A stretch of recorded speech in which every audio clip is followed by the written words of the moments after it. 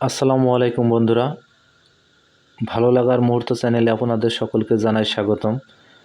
আজকে আমি আপনাদের মাঝে উপস্থিত হলাম 12 ভোল্টের ব্যাটারির মাধ্যমে 180 ওয়াটের ইনভার্টার দিয়ে একটি সোল্ডারিং আয়রন অর্থাৎ তাতাল গরম করে তার জোড়া লাগানো যায় কিনা বা সোল্ডারিং আয়রন ব্যবহার করা যায় কিনা এই ইনভার্টারের মাধ্যমে সেটাই পরীক্ষা করে দেখব।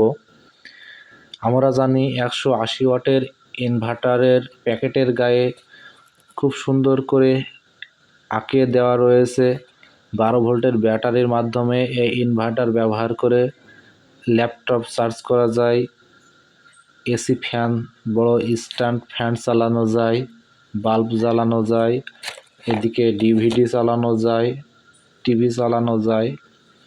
কিন্তু এগুলা আমি মোটেও বিশ্বাস করি না। 180 ওয়াট হওয়া সত্ত্বেও এগুলা কিন্তু চায়না।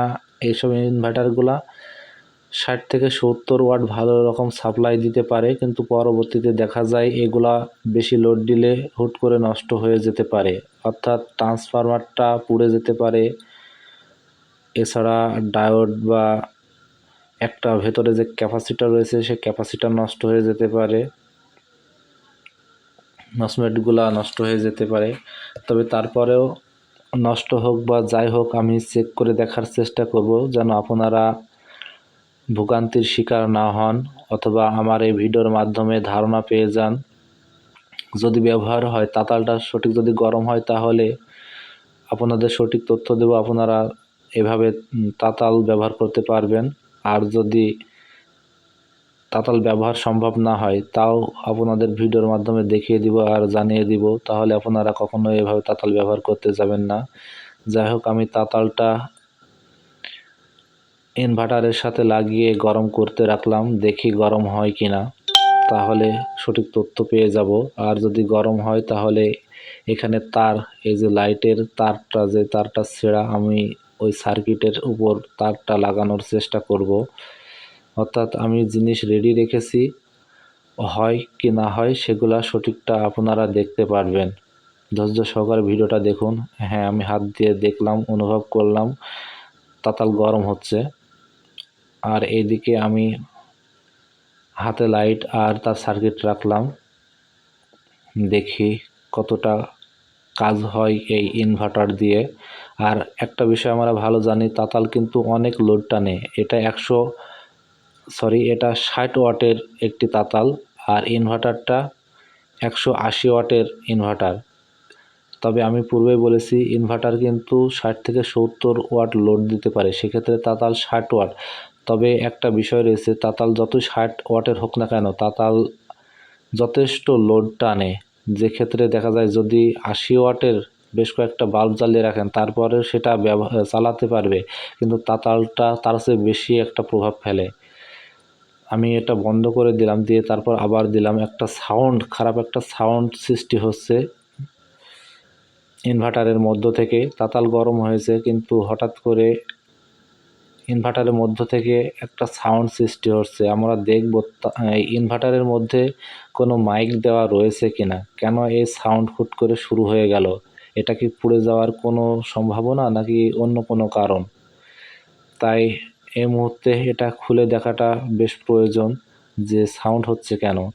দেখা যাচ্ছে যদি এভাবে তাতাল লাগিয়ে রাখি আর সাউন্ড হয়, পুড়ে যাওয়ার সাউন্ড হচ্ছে নাকি ভেতরে মাইক আছে, যদি আমরা যাচাই করি তাহলে আমাদের জন্যই ভালো। যদি ভেতরে মাইক থাকে তাহলে পুনরায় তাতাল ব্যবহার করব, অর্থাৎ তাতাল গরম করতে দিয়ে পরীক্ষা করে দেখব। আর যদি ভেতরে মাইক না থাকে তাহলে অবশ্যই জানবো যে ভেতরে কোনো একটি পার্টস নষ্ট হয়ে যাওয়ার সম্ভাবনায় পড়ে গেছে তাতাল গরম করতে গিয়ে।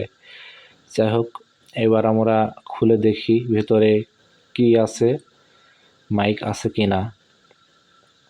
আমরা যেহেতু পূর্বে জেনেছি এই ইনভার্টারের ক্যাসিংয়ে কোনো নাট সিস্টেম নেই, দুইটা ক্যাসিং খাপ আটকানো, তাই আঙ্গুলের চাড়া দিয়ে খুব সহজে খোলা যায়। সাবধানতার সাথে খোলার চেষ্টা করব যেন খাপের সংযুক্ত স্থান ভেঙে না যায়।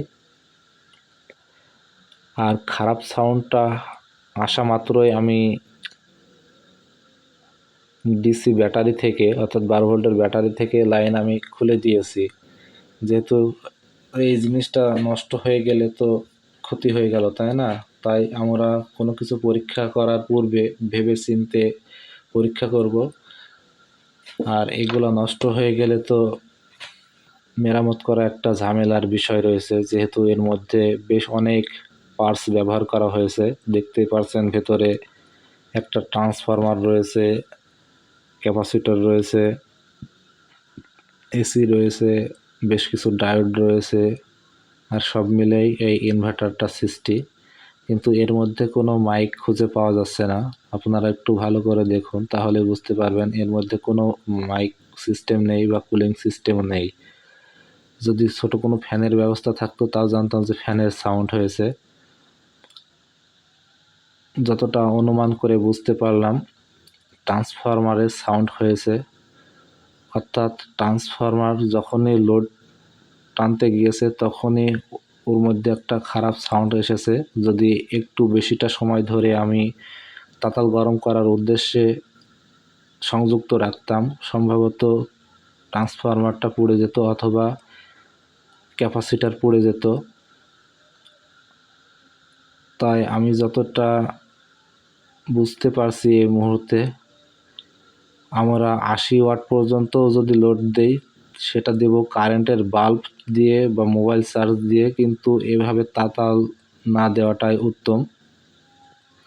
কারণ তাতাল যতই 60 ওয়াটের হোক না কেন এর একটা বিশাল প্রভাব থাকে, কারণ সে হিট হয়, হিট হওয়ার পরে আরেকটা জিনিস গলিয়ে কাজ করে দেখায়। আর বাল্ব এগুলা শুধুমাত্র জ্বালিয়ে দেখায়, এগুলা কিন্তু বড় আকারে কোনো প্রভাব ফেলে না। ফ্যানেও অত বেশি প্রভাব ফেলে না তাতালে যত বেশি প্রভাব ফেলে। যাই হোক, আমার এই ইনভার্টারটা নষ্ট হয়ে গেল কিনা সেটা চেক করব বাল্ব জ্বালিয়ে, যেহেতু বেশ 2বার বেড সাউন্ড পেয়েছি। আর এই বেড সাউন্ডের প্রভাবে এটা নষ্ট হয়েছে কিনা। আলহামদুলিল্লাহ বাল্ব তো জ্বলে উঠেছে, এবার শুধু বাল্ব জ্বালিয়ে চেক করার পালা।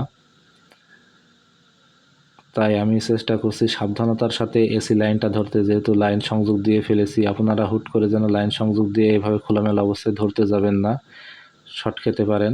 হ্যাঁ, বাল্ব জ্বলে উঠেছে। যখনই বাল্ব জ্বলে উঠেছে তখনই বুঝতে পেরেছি আমার এই ইনভার্টারের কোনো ক্ষতি হয়নি। আর বেড যে সাউন্ডটা সৃষ্টি হয়েছে ওটা মূলত ট্রান্সফরমারের মধ্যেই হয়েছে। তাই আমি আপনাদের এটাই পরামর্শ দিয়ে থাকব, আপনারা তাতাল গরম করতে যাবেন না এই ইনভার্টার দিয়ে।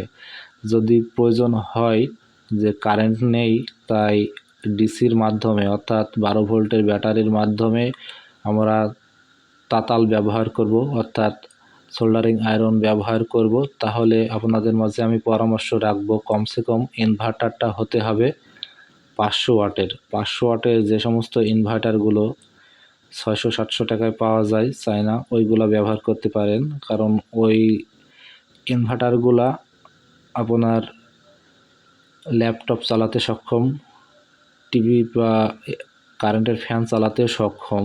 আর এমন একটা তাতাল চালানো কোনো বিষয়ই আসবে না। তাই সবসময় পরামর্শ থাকবে এই ছোট ইনভার্টারগুলো আপনারা ব্যবহার করলে বুঝে শুনে ব্যবহার করবেন।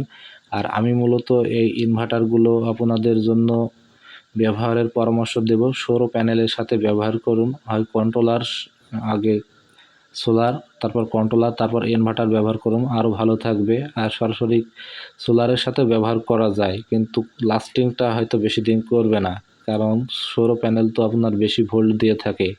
আর এটা যেহেতু 12 ভোল্ট থেকে এসি সাপ্লাই করে থাকে, তাই কন্ট্রোলার লাগে, কন্ট্রোলারের সাথে এটা ব্যবহার করলে বেশি ভালো হবে। এর চেয়ে বেশি পরামর্শ দেওয়া আমার পক্ষে সম্ভব না, কারণ এটাই আমার জানা মতে সঠিক পরামর্শ। আর এছাড়া যে কোনো মুহূর্তে এভাবে ব্যাটারিতে লাগিয়ে আপনারা মোবাইল চার্জ করতে পারেন অথবা এভাবে বাল্ব জ্বালাতে পারেন। আর এসি ফ্যান, এসি যেই ছোট ফ্যানগুলো রয়েছে অর্থাৎ কারেন্টের ছোট যে ফ্যানগুলো রয়েছে সেই ফ্যান চালানো যায় কিনা সরাসরি পরীক্ষামূলক ভিডিও আপনাদের মাঝে উপস্থাপন করব। আজকে যেমন তাতাল ব্যবহার করা যাচ্ছে না সেটা যেমন তুলে ধরলাম, ঠিক সেভাবেই আপনাদের মাঝে তুলে ধরবো আর দেখাবো যে ছোট ফ্যানগুলো এই ইনভার্টার দিয়ে ব্যবহার করা যাচ্ছে কিনা। তবে প্যাকেটের গায়ে যে লেখা রয়েছে বা ছবি অঙ্কন করা রয়েছে, আপনারা এই ছবি দেখে ভুল করেও এই সমস্ত ডিভাইসগুলো চালাতে যায়েন না। শুধুমাত্র বাল্ব জ্বালানো, রাউটার অণু চালানো আর মোবাইল চার্জ করা এর মধ্যেই সীমাবদ্ধ রাখবেন। তাছাড়া এখানে দেখুন বড় স্ট্যান্ড ফ্যান এর ছবি দেওয়া রয়েছে, ল্যাপটপের ছবি দেওয়া রয়েছে, ডিভিডির ছবি দেওয়া রয়েছে, টিভির ছবি দেওয়া রয়েছে। এগুলা কখনোই ব্যবহার করতে পারবে না, কারণ এ তো সর্বোচ্চ 60-70 ওয়াট পর্যন্ত লোড টানতে পারে। এখানে দেওয়ার খুব সুন্দর করে কিভাবে ব্যবহার করতে হয় দেওয়া রয়েছে, ইনস্টলেশন অ্যান্ড ইউজ মেথড। কিন্তু ছবিতে যে সমস্ত ডিভাইসগুলো ব্যবহার করতে দেওয়া রয়েছে, এখানে 3টা ডিভাইসের একটাও ব্যবহার করা সম্ভব নয়। তাই আপনারা সঠিকটা জেনে সঠিক নিয়মে যেগুলা ব্যবহার করা যায় বলেই দিলাম, সেগুলাই ব্যবহার করুন। এইগুলা থেকে বিরত থাকুন। ভালো থাকুন সবাই। আল্লাহ হাফেজ।